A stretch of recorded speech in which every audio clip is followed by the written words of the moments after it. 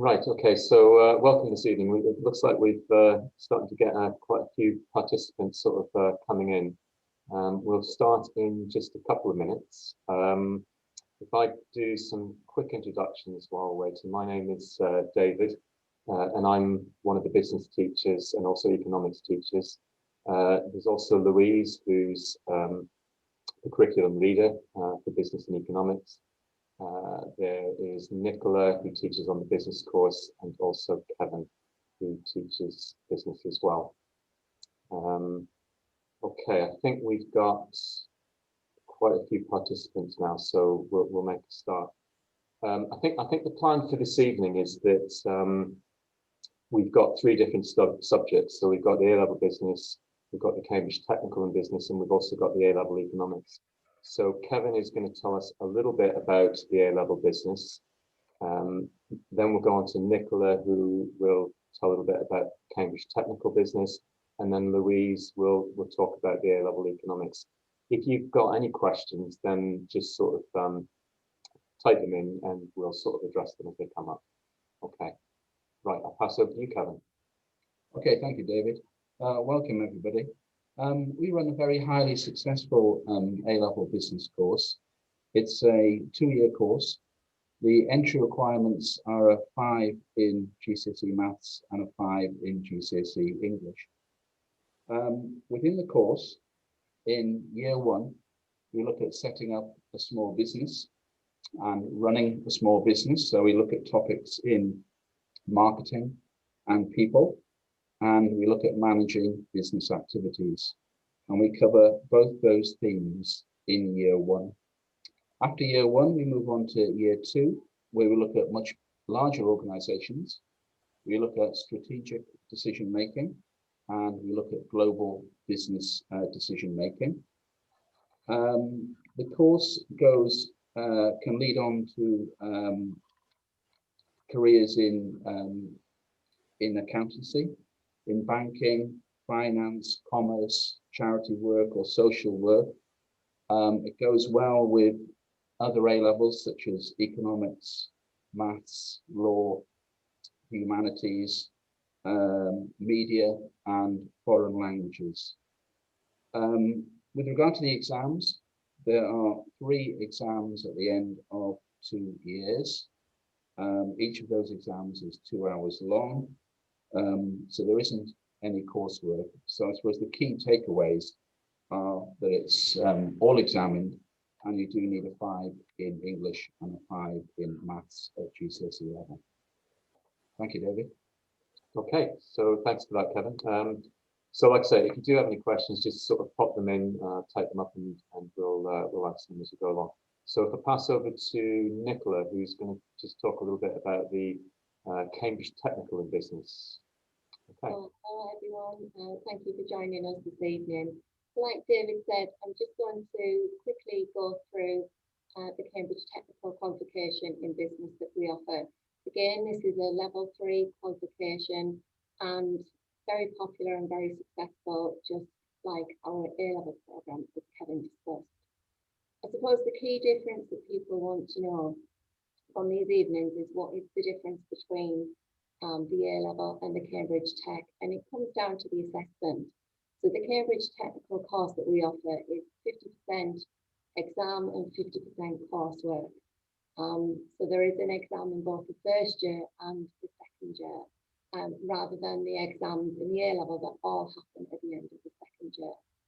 And I think this works well for students who do like that mixture of assessment, the opportunity to be able to apply their theory in a lot of detail with a particular organisation. And that's the opportunity that you have with the coursework elements of this course. In terms of course requirements, we do require a 4 in maths and English. And the reason for that is obviously the exam itself does require you to put together well-developed written responses in a time-constrained environment. And also there is the numerical calculations that you find in there as well. I think that's the main difference as to what students generally want to know on these evenings. Just as much as the kind of careers that people can go going to, just the same as what Kevin said with the A-level programme. So a vast array of career opportunities available.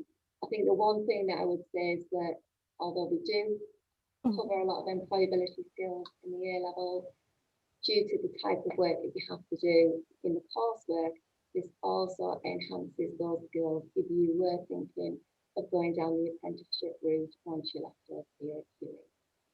Thank you, David. Okay, thank you very much, Nichola. So we've done the A-level business, Cambridge Technical and Business, and then the other course that we offer within the department is A-level Economics. So I'll pass over to Louise. So good evening, everybody. One of the usual questions that I get asked is, what is economics all about? Because a lot of students haven't done economics before, and very few schools offer it at GCSE. In simple terms, economics is the study of the ways in which people, businesses and industries use resources. It covers a variety of topics, for example, production efficiency, macroeconomic policy, international economy and market failure.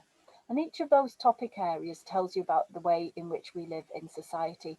So you learn all about how economics affects the world and the way we live, and how we can improve the economy to benefit the whole world. So other people ask me, what's economics useful for? And often it's useful for a variety of reasons. People study it because they're good at maths and think economics will go well with maths. And that is certainly one of the criteria that we ask you to have when studying economics, that you have GCSE grade 5 or 6 in maths and a grade 5 or 6 in English. Because economics covers both of those skills, you've got to be equally adaptable. So it's not just for mathematicians. The other question that we get asked, well, which subjects does it go really well with? So it does go with maths, certainly, that's true. But it's really useful for history, for politics, for law and for sociology. Studying economics opens your eyes to how much economic issues affect various aspects of society, both historically and today. So if you're choosing A-level and considering economics, it does go with a wide variety of courses. Economics also helps you to prepare for adult life and all the challenges that come with being financially independent. It gives you the vocabulary and the understanding to make effective decisions. So it's a really relevant subject. It's an interesting subject that engages you in debates, grounds you in the main economic theories, and allows you to become more aware of economic issues that affect you and the world around you.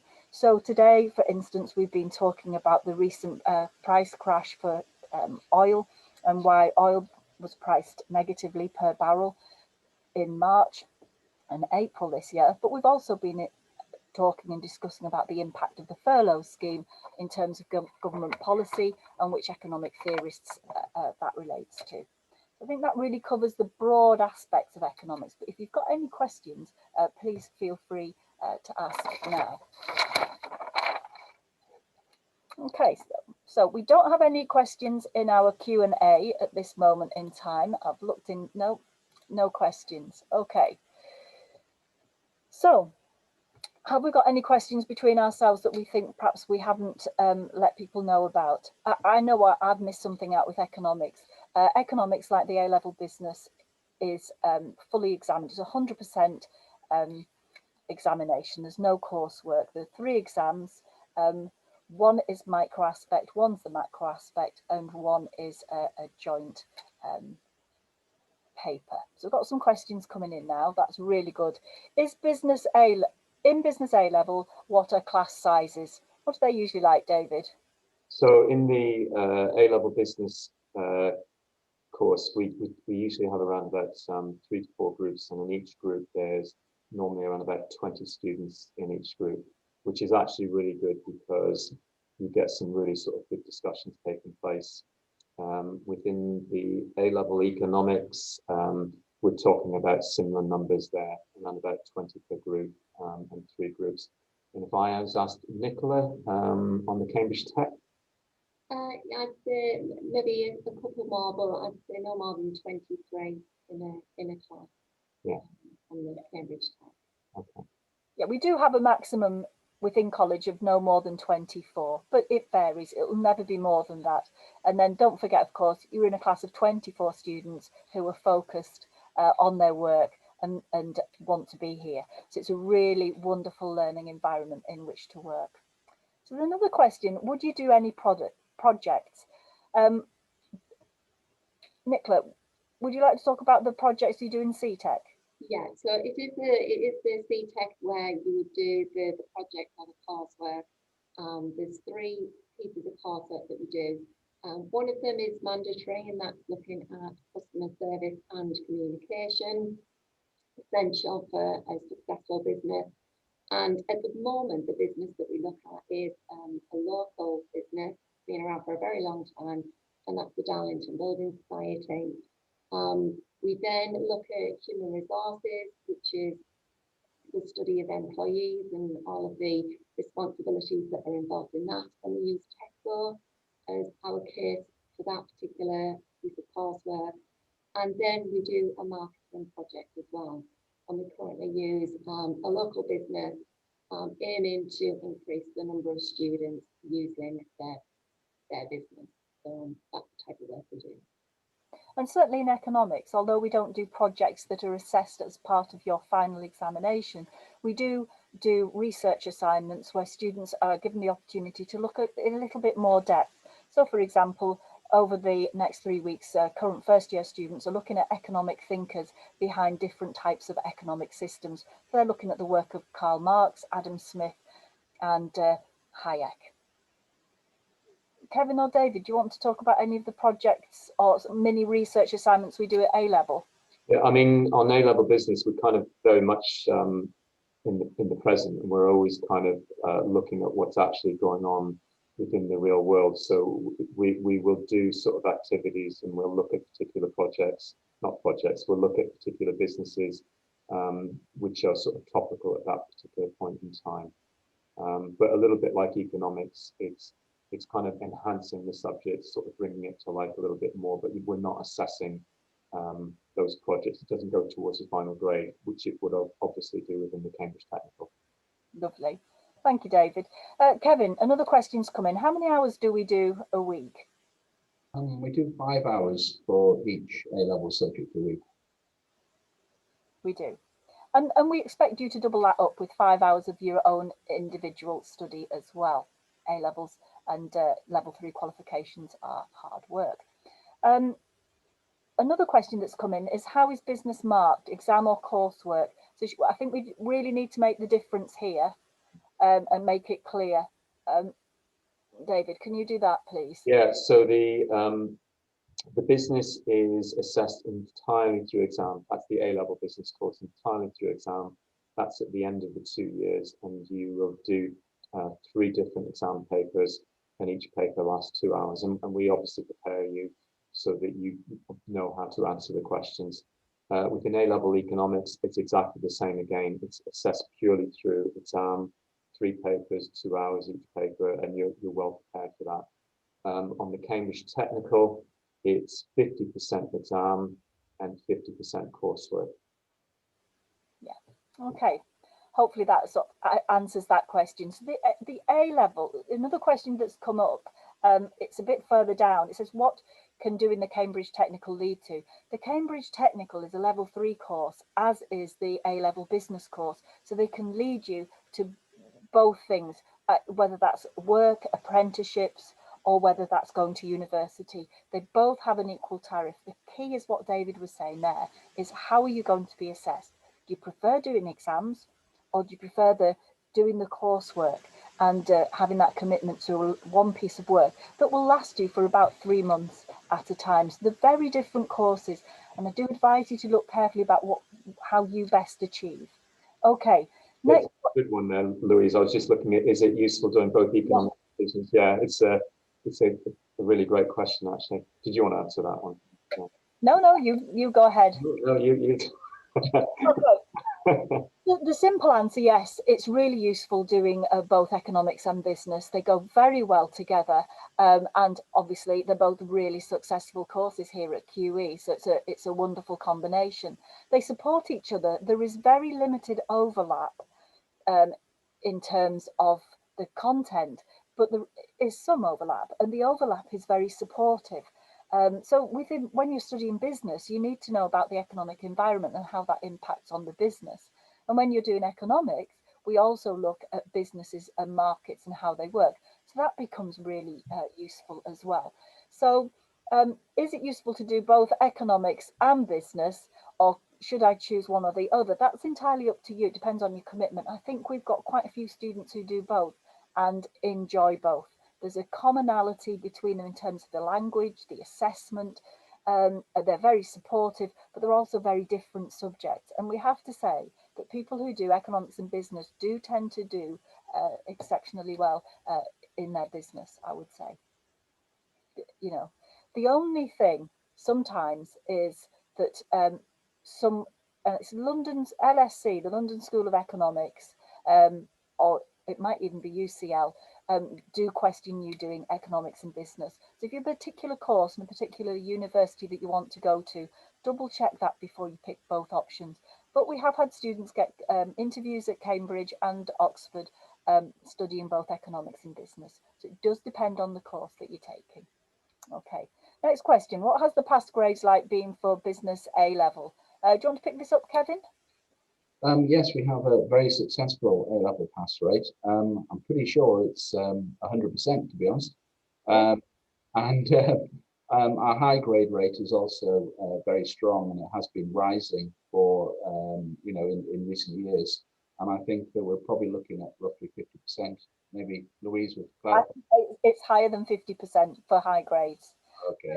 And one of the things as well that we focus on, isn't it, is the value added. So we're looking at how you progress. So many of our students will arrive with us and they will achieve their expected target or above. And don't forget, when we set targets as well, they're set higher as a challenge. So students do really well on both their economics and their A-level business. Thanks, Kevin. So we've got another one. What GCSEs and at what level do I need to do economics? Do you want to answer this one, David? What GCSEs and what level do I need to do economics? Yes, so for the economics, what we're really looking for is we're not looking for you to have done economics before. I don't think I've taught any students that have done GCSE economics. But what we're really looking for is we're looking for your 5 GCSEs, grade 5 or above, but in particular, we're looking for maths and English at 5 and 6, and that can be either way around.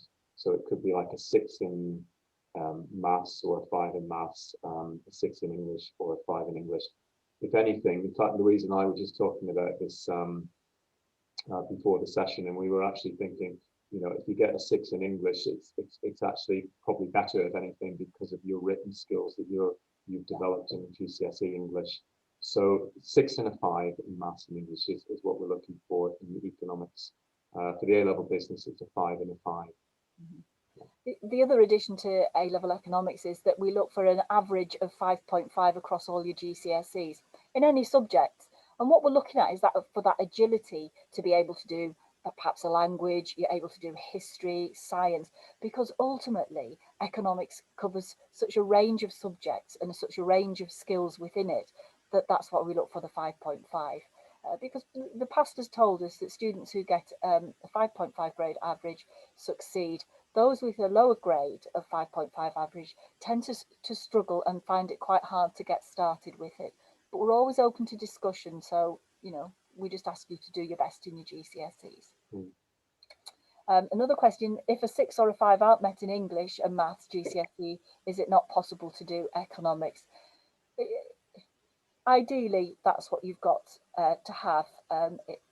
We might have a discussion, but ideally it's a 6 and 5 in English and maths. But we'd never say no. There are always circumstances why a 6 and a 5 aren't met. And we're always open to discussion, and we're always encouraging students to take whatever subjects they can, because they tend to perform better in subjects that they really, really want to do well in. So that's the ideal, and we'd like you to get the ideal, but we're always open for discussion at the end of the day. Okay, lovely. Is it effective doing both, or are they too similar, and should I choose one? I wish I had an A-level economics and a business student here, because they are the two A-levels are very, very different in terms of the subject content.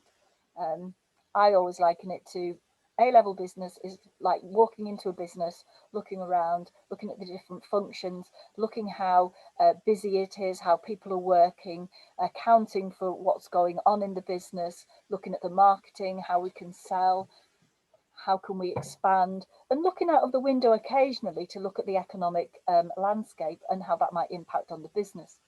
Economics is being outside the business. It's looking at the whole economy, not just businesses, but about individual consumers, about individual industries, and the skills of human capital, how we're using all our land and resources, infrastructure projects. So it's significantly different from, they're both very different. Have I missed anything out there, do you think? No, I mean, the only thing I would add to it is when you're choosing your A levels, choose the ones that you think you're going to enjoy the most, and you're going to, you know, put the most effort into really. So if it happens to be both of those subjects, economics and business, then that's fine. Good. We've had that one here again. What is the pass rate in business A level? The pass rate is 100%, and our high grades are also above 50%. And by high grades, we mean A star, A and B. So another great one here. I think probably this is something that maybe Nichola can start, and Kevin, you'll be able to sort of support with this. Is what's the big difference between the technical and the normal A level business? I think that in the A-level business, sorry, I think in the A-level business, obviously, we don't do the coursework, but a lot of the work that we do in class is built around case studies of real businesses. So like we've been looking at Sainsbury's and Asda and Greggs and Amazon just this week. So it's worth keeping very up to date with the news, see what's going on there. And in the exam, when you go into the exams are based on real businesses, real business scenarios. So it's very important that we keep up with what's going on in the real world. Yeah, I think I would just add on there that even with the Cambridge Tech, you do get that coverage of content that you get on the A level, but you kind of focus in certain areas in a lot more detail. So your project might be on human resources, and as much as you cover that in the A level, because you've got so many other areas to focus on as well, it's not as in depth, and you've got to be able to apply it to a vast array of businesses. Whereas obviously when we're doing the coursework, we focus in on one particular business and understand that particular function, how it operates in that business that we're looking at. Yeah, I would agree with that. You know, with the C-Tech and the A level, we tend to cover the same topic areas. But you're right, Nichola, it's that depth, isn't it, of understanding that you get when you're pursuing one particular business in detail about what they do in terms of marketing or human resources. Yeah, that's the big difference, isn't it? We focus more on one business at a time in the technical, whereas in the A level, we tend to look at similar concepts, but over a series of different case studies. So we'd answered that one. This is an interesting question because two questions have come in about if I've taken GCSE business or if I haven't. So we'll start with this one. Is it common to do economics and business without a GCSE in either, David? Short answer to that is yes. It is common for students to have not done either economics or business beforehand. We do get on the A-level business, we do get students that have done GCSE business before, and we also get those that have not done it at all. And the split can be, I don't know, a quarter have done it and 3/4 haven't done it. It kind of, I was just having a look at the questions here, or maybe I've misread something. Sometimes there was a question about which kind of links into it, I think, Louise, and it was a question about if they've done GCSE business before, should they do the business or should they do the A-level economics? Yeah. And there's no easy answer to that. We, like I say, we have like usually a quarter of the students within a group that will have done GCSE business before. There is a little bit of overlap, especially at the beginning of the A-level business course, which you'll be very familiar with from GCSE. So, for example, I've been doing stuff with the first years at the moment to do with cash flow forecasts and break even. And you know, if you've done GCSE, that might seem familiar to you, but we do it very quickly, and we go into maybe a little bit more depth and detail, and then it kind of moves into areas that you won't have done before at GCSE business. It's the two subjects, although they're very sort of, they have overlap, they are also very different, as Louise has sort of highlighted. Yeah, I mean, Kevin, would you say that is it a disadvantage if you haven't done GCSE business? No, not at all. Obviously, we would we teach it from the beginning, all our topics in business, and you know, although we teach it quite quickly, you are supported all the way through with all the resources and you know all the help that we can give you. So there's not a problem with that. Yeah, I think the only difference that we sometimes see is that people who've done GCSE business initially would appear to have more confidence in terms of the business terminology, but that shouldn't put you off if you haven't done the GCSE business, because you do pick it up, and there's no difference in terms of outcomes whether you've done the GCSE business or not. That doesn't have an impact. There's no correlation at all. Okay. So another question here says, after doing business, would it be better to pick economics? Do you know, that's an individual one, as we were saying. It really depends. You might want to go back and develop your business understanding further, and apply some more mathematical understanding onto the GCSE business that you've done.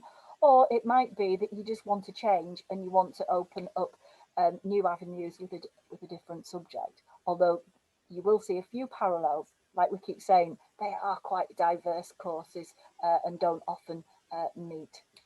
Okay, so we've come to the end of the questions there. We've got 3 minutes left of our open evening live webinar. So if you've got any more questions, please just type those up. I'm not sure. There's one there that says we're having a BTEC. I've lost it now. We'll Yes. have BTEC in business help me with business A level, which I thought was an interesting one. So if you are doing a BTEC in business, it is a good transition if you're thinking of then going on to do the A level business. So it's like I say, you don't have to have done business before, but if you've done the BTEC, then yes, you'll see a bit of similarity. Lovely. And there's another question here is, what can economics and business lead to A levels in university and jobs? All sorts. Economics can tie up with lots of different subjects, as I was saying before.